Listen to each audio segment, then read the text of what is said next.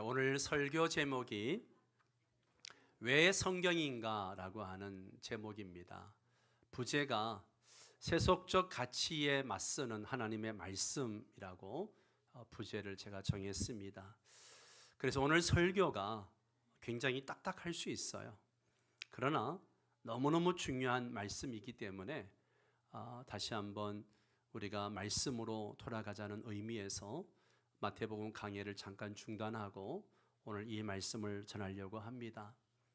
어제가 3.1절 운동이 일어난 지 106주년이 되는 날이었습니다. 그러나 지금 이 나라는 극한 대립과 갈등으로 치닫고 있습니다. 잃었던 나라를 되찾기 위해서 목숨을 바쳐 희생한 선조들의 이 나라 사랑의 마음을 우리가 본받기를 원합니다. 정치권에 가득한 모든 불법과 불의 또 거짓이 물러가고 하나님의 공의가 이루어지도록 기도해 주시기 바랍니다. 이 나라는 곤모술수가 능한 자들이 권력을 잡으면 안 됩니다. 동나라를 위해서 기도해 주시기 바랍니다. 이제 내일이면 우리 자녀들은 내일이 아니군요. 내일 모레면 우리 자녀들이 새학년 새학기를 맞이합니다. 또 상급 학교에 진학하는 아이들도 있습니다. 뭔가 새롭게 시작하는 그런 설레임이 있는 달이기도 하죠. 그러나 또 한편으로는 걱정도 가득합니다. 요즘 30, 40대 젊은 부모들이 가장 고민하는 것이 바로 우리 자녀들 교육입니다. 내 자녀를 학교 교육에 과연 맡겨도 되는가 하는 고민을 하게 됩니다. 왜냐하면 학교 교육 과정이 너무나 비기독교적인 반성경적인 요소들로 가득하기 때문에 그렇습니다. 우리 교회도 젊은 부부들이 자녀들을 학교 교육에 맡길 수 없어가지고 홈스쿨링 하는 가정들이 점점 늘어나고 있는 것을 봅니다. 이러한 때에 왜 성경인가 라고 하는 주제를 가지고 말씀을 전하려고 합니다.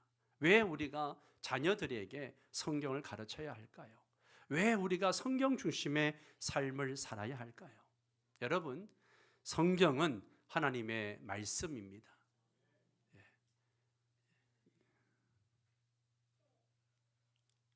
성경은 하나님의 말씀입니다. 하나님의 말씀이 진리입니다. 그런 거로 성경은 절대로 변하지 않는 진리라고 하는 사실을 기억해야 됩니다. 여러분, 우리가 변하지 않는 진리의 말씀으로 거룩해야 됩니다. 원래 우리의 표어가 뭡니까? 주여 진리로 거룩하게 하옵소서입니다. 여러분, 개혁주의 신학은 성경을 정확무억한 하나님의 말씀으로 믿는 것입니다. 우리는 성경을 정확무억한 하나님의 말씀으로 믿습니다. 아멘입니까? 시대가 아무리 변해도 하나님의 말씀은 절대로 변하지 않습니다. 우리는 이것을 믿습니다. 오늘날 우리는 급변하는 세계에서 수많은 이 비기독교적인 반기독교적인 사상과 현상에 직면하고 있습니다. 그 첫 번째가 무엇일까요? 바로 상대주의입니다. 상대주의와 도덕적 유동성입니다. 상대주의가 뭐냐? 상대주의는 모든 진리와 도덕적 가치가 어떤 상황에 따라서 달라질 수 있다라고 보는 철학이 상대주의입니다. 이것은 개인이나 문화에 따라서 진리가 달라질 수 있다라고 주장을 합니다. 이러한 관점은 성경이 가르치는 절대적인 진리와 충돌을 하는 거죠. 기독교는 하나님의 말씀을 절대 진리로 믿습니다. 성경은 시대와 문화를 초월하는 하나님의 도덕적 법칙과 진리를 가르칩니다. 예를 들어서 성경은 거짓말, 간음, 동성애 이런 것들을 아주 엄격하게 죄라고 그렇게 말하고 있으나 우리 사회는 상황에 따라서 이러한 행위들은 얼마든지 정당화될 수 있다라고 주장을 하죠. 이게 상대주의가 바로 반성경적인 사상이죠. 두 번째가 물질주의입니다. 물질주의와 소비 중심 문화예요. 모든 것이 물질적 현상에 의해서 설명될 수 있다고 보는 사상이 바로 물질주의입니다. 이는 삶의 의미와 가치를 오로지 물질적 성취와 소유에 두는 그런 경향을 말하는 것이죠. 현대 사회는 끊임없이 이 물질적 성공과 소비를 통한 행복을 강조합니다. 이는 성경적 가치관과 대조되는 것이고, 많은 사람들이 이 물질주의에 휩싸여 가지고 영적 빈곤에 휘둘리는 것을 보게 됩니다. 그 다음 세 번째가 바로 쾌락주의입니다. 쾌락주의,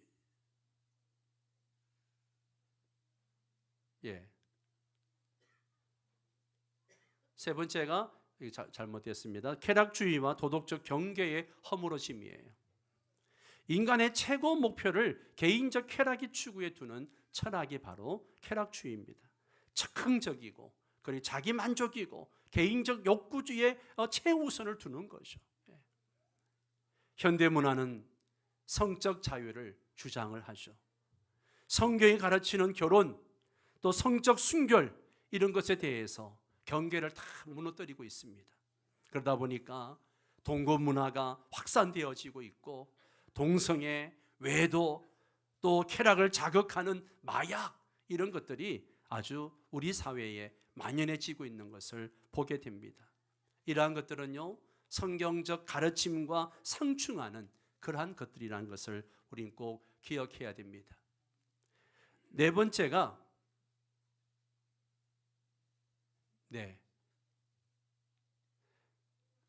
신정 없는 세속주의입니다.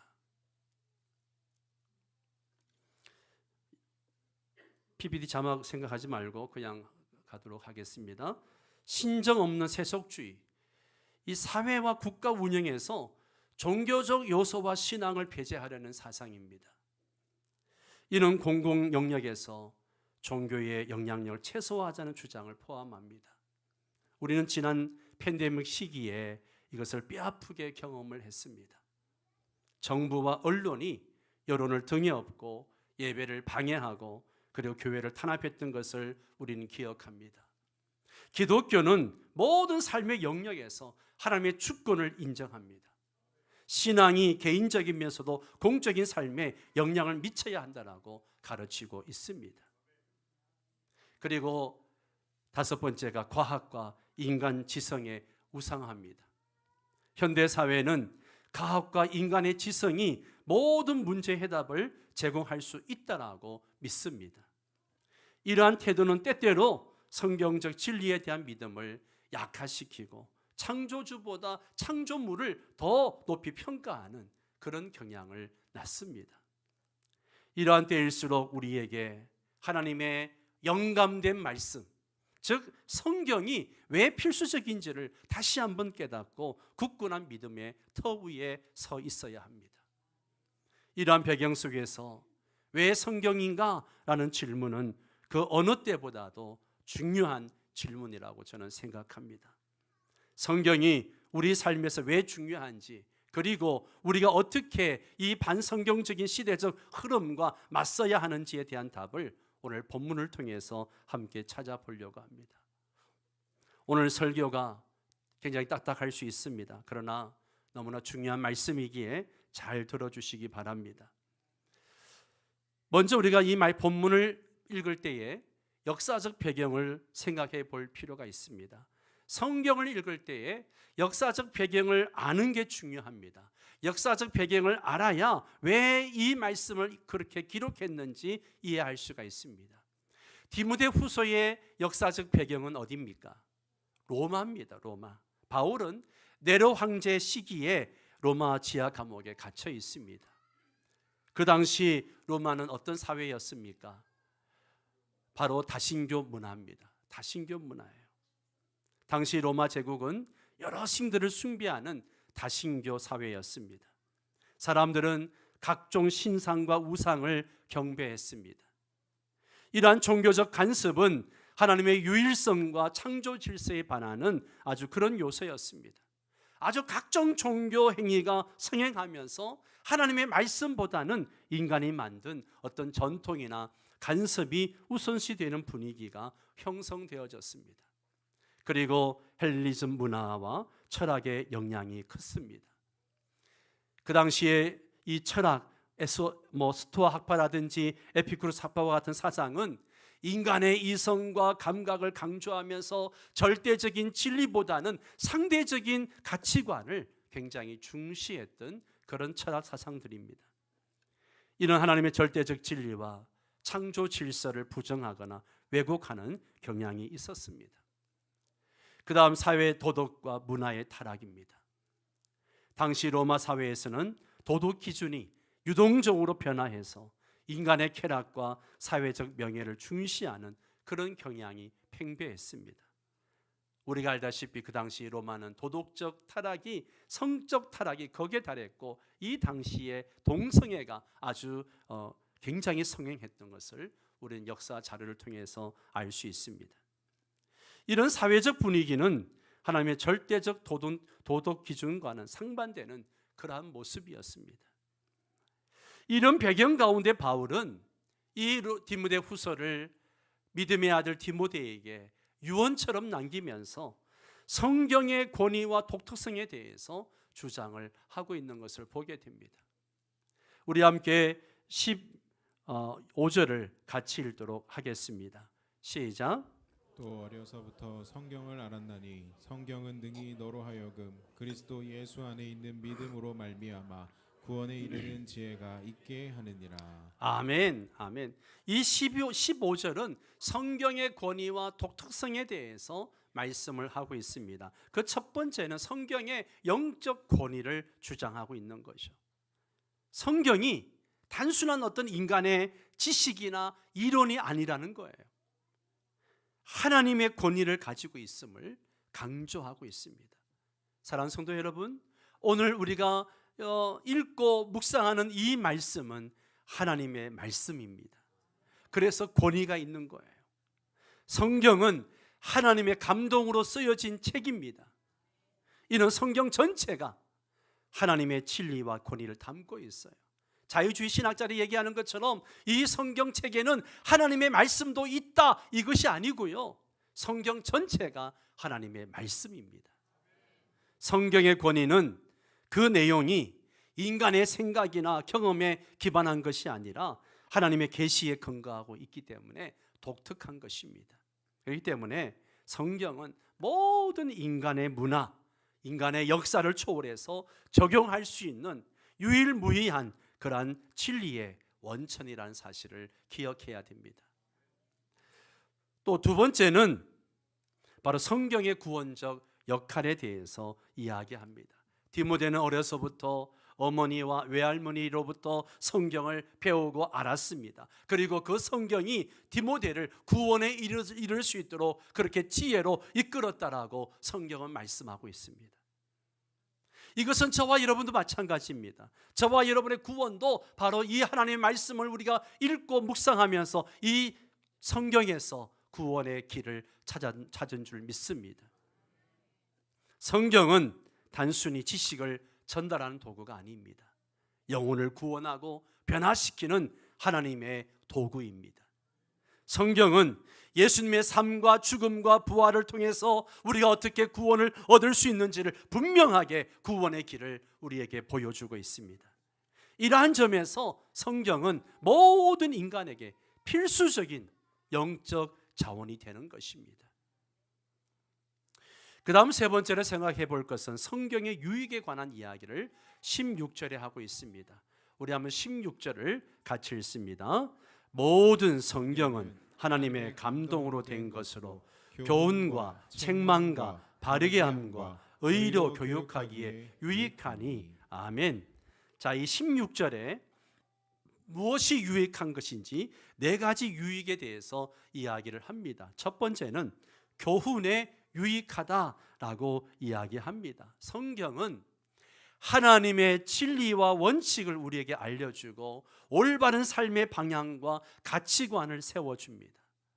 단순히 규칙을 전달하는 것이 아니라 하나님과 인간과 인간 사이의 관계에서 무엇이 옳은지 무엇이 그른지 가르치는 살아있는 지침서라고 하는 것입니다. 예를 들어서 우리가 생활하다가 회사 동료와의 갈등이 생겼을 때 성경의 교훈을 통해서 서로의 입장을 이해하고 화해하는 방법을 배울 수 있습니다. 성경은 단순히 이론적인 지식을 넘어서 실제 생활에서 어떤 선택이 옳은지를 판단할 수 있도록 어떤 기준을 제시해 주고 있습니다. 그렇기 때문에 우리가 성경을 깊이 묵상하면 많은 교훈을 받게 되는 줄 믿습니다. 두 번째가 책망에 유익합니다.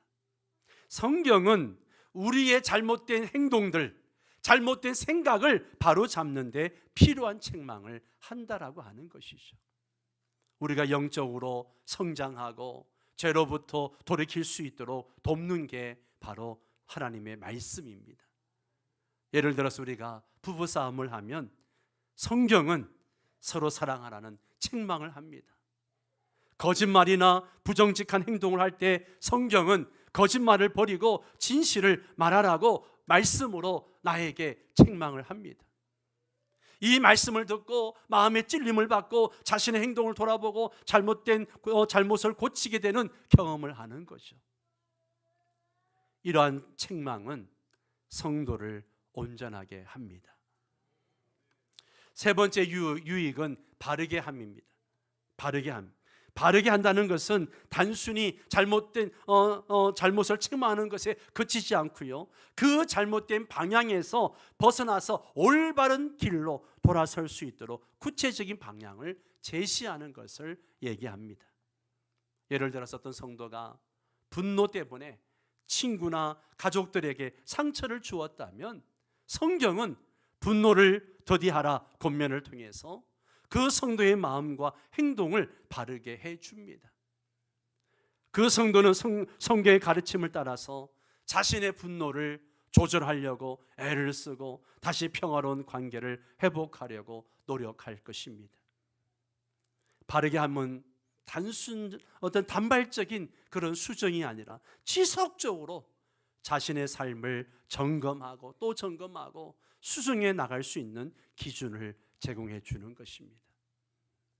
성경 말씀을 꾸준히 읽고 묵상함으로써 우리는 항상 올바른 방향으로 나아갈 수 있도록 내 자신을 조정해 갈 수 있게 되기를 바랍니다. 말씀을 읽으면 바른 교훈을 주시기 때문에 바른 길을 걸어갈 수 있습니다. 네 번째로 의로 교육하기에 유익하다라고 이야기합니다. 의로 교육하기는 성경이 나의 삶 전체를 변화시켜서 하나님의 뜻에 맞는 의로운 인격과 행동을 형성하도록 지속적으로 훈련시킨다는 그런 뜻을 가지고 있어요. 이것은 한 번의 경험으로 끝나는 것이 아니라 평생에 걸쳐서 이루어지는 어떤 영적 성장 과정, 성화의 과정을 의미하기도 합니다. 아침마다 우리가 성경 말씀을 읽고 기도하는 습관은요, 단순히 하루를 시작하는 의식을 넘어가지고요, 점차 우리의 사고방식과 생활 태도를 변화시킵니다. 우리가 말씀을 묵상할 때에 정직이라든지 사랑이라든지 인내, 겸손 이런 덕목들이 계속해서 반복되어지는데요, 그런 성경 교육을 통해서 우리의 인격 속에 깊이 뿌리내리게 되는 것입니다. 학문을 공부하면 점차 전문가로 성장하는 것처럼요, 성경을 통해서 의로 교육받은 성도는 시간이 지남에 따라서 더 성숙한 신앙인으로 변화되어집니다. 어려움과 유혹 속에서도 하나님의 원칙을 기억하며 살아갈 수 있는 능력이 생기는 것이죠. 개인뿐만 아니라 교회 공동체 안에서도 성경 교육은 너무나 중요한 역할을 합니다. 성경 공부 모임이라든지 구역 예배를 통해서 서로의 경험을 나누고 공동체 전체가 의로운 삶을 실천하는 데 큰 도움을 주는 것입니다. 이 16절에 이 교훈, 책망, 바르게 함과 의로 교육하기, 유익함, 이런 네 가지 기능은요, 우리가 일상에서 겪는 크고 작은 도전과 유혹 속에서 하나님의 진리와 기준을 다시 한번 확인하고 따를 수 있게 해주는 살아있는 지침이라고 할 수 있습니다. 성경의 이 말씀을 통해서 우리 모두가 더 굳건한 믿음과 올바른 삶을 살아갈 수 있게 되기를 바랍니다. 마지막 네 번째로 성경의 궁극적 목적에 대해서 말씀을 나누겠습니다. 17절을 함께 읽습니다. 이는 하나님의 사람으로 온전하게 하며 모든 선한 일을 행할 능력을 갖추게 하려 함이라. 두 가지 목적을 말하고 있습니다. 첫째는 온전함을 향한 성장을 말하고 있습니다. 하나님은 내가 온전하니 너희도 온전하라고 말씀하셨습니다. 우리가 온전해지는 것은요, 나의 노력만으로 되어지는 게 아닙니다. 성경은 성도들이 영적으로 온전해지는 데 필수적입니다. 온전함은 성숙한 믿음, 또 깊은 영적 인식, 그리고 성령의 열매, 이와 같은 것들을 의미하는 것이죠.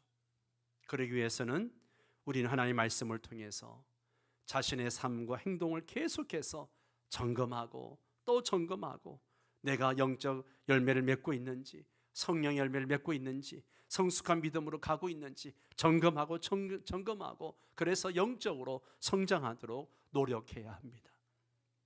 성도 여러분, 올 한 해 더욱더 온전하게 영적으로 성장하는 한 해 되시기를 바랍니다. 여러분, 예배와 개인의 기도 생활, 또 말씀 묵상, 이걸 꾸준히 유지하는 것은요, 온전함을 향한 성장에 너무너무 중요합니다. 여러분이 매일매일 예배에 참석하고 기도 생활하고 성경을 묵상하고 읽고 하는 것들은 너무너무 중요합니다. 이를 통해 성도는 하나님과의 깊은 관계를 유지하게 되고 일상에서 하나님의 뜻을 이해하고 적용할 수가 있다라고 하는 것이죠. 두 번째는 모든 선한 일에 준비할 수 있도록 한다는 것이죠. 성경은 하나님의 사람이 모든 선한 일에 준비되도록 구체적인 지침과 교훈을 제공합니다. 이는 성도가 사회적, 국가적, 교회적, 가정적 책임을 성실히 이행할 수 있도록 준비시키는 것들을 다 포함하고 있습니다. 성경의 궁극적 목적은 하나님의 사람을 영적으로 온전하게 하고 모든 선한 일에 온전히 준비시키는 것입니다. 이는 일상생활에서의 구체적인 결정과 행동에 성경의 가르침을 적용할 때 실현이 되어집니다. 우리는 이러한 준비를 통해 영적으로 더욱 성숙해지고 하나님의 뜻을 세상에 증거할 수 있게 되는 것입니다. 이것이 성경을 읽고 공부하고 적용하는 궁극적인 목적이 되는 거죠. 말씀의 결론을 맺겠습니다. 왜 성경인가? 이 질문은 단순히 어떤 정보적인 궁금증을 넘어가지고 우리의 신앙과 삶에 근본적인 영향을 미치는 질문입니다. 성경은 단순한 어떤 종교적인 텍스트가 아닙니다. 우리 삶의 모든 면에서 하나님의 진리와 지혜를 제공하는 살아있는 하나님의 말씀입니다. 특히 현대사회에서 더욱 중요해지는데, 왜냐하면 우리 매일 너무너무 다양한 세속적인 가치, 어떤 이념에 노출되어져 있기 때문에 그렇습니다. 우리가 대하는 모든 미디어가 그렇게 우리의 성경적 가치에 반하는 내용들이 너무나 많습니다. 너무나 많아요. 여러분, 기억하십시오. 네 가지로 결론을 맺겠습니다. 성경은 진리의 기준을 제공합니다. 기억하십시오. 모든 것의 기준이 성경입니다. 성경을 통해 우리는 하나님의 뜻과 세상을 바라보는 올바른 관점, 이게 뭐예요? 성경적 가치관, 성경적 세계관을 얘기하는 것입니다. 성경은 변하지 않는 진리의 기준을 제공합니다. 따라서 성경은 우리가 직면한 도덕적, 윤리적, 심지어 일상적인 결정들에까지 명확한 지침을 제공해 주는 게 하나님의 말씀이 되어야 합니다. 그렇기 때문에 여러분의 삶의 중심이 성경이 되시기를 바랍니다. 두 번째는 성경은 우리 삶에 근본적인 변화를 가져옵니다. 성경의 가르침은 단순한 지식을 넘어서 우리의 가치관과 태도를 변화시킵니다.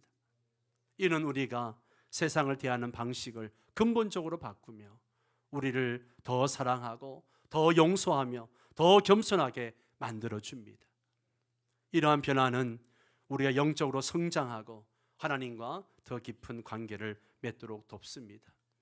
세 번째는 성경은 우리를 하나님의 뜻을 이행하는 도구로 준비시킵니다. 성경은 우리가 하나님의 사랑과 정의를 세상에 전파하는 데 필요한 지혜와 힘을 제공하는 겁니다. 이는 개인적인 삶에서만이 아니라 가정과 교회 또 사회에서도 드러납니다. 성경은 우리에게 선한 일을 행하는 데 필요한 준비를 갖추게 합니다. 마지막 네 번째로 성경은 영적 전투에 필요한 무기를 제공하고 있습니다. 우리는 매일 다양한 유혹과 시험에 직면해 있습니다. 성경은 이러한 도전들과 맞서 싸우기 위한 영적 무기를 제공합니다.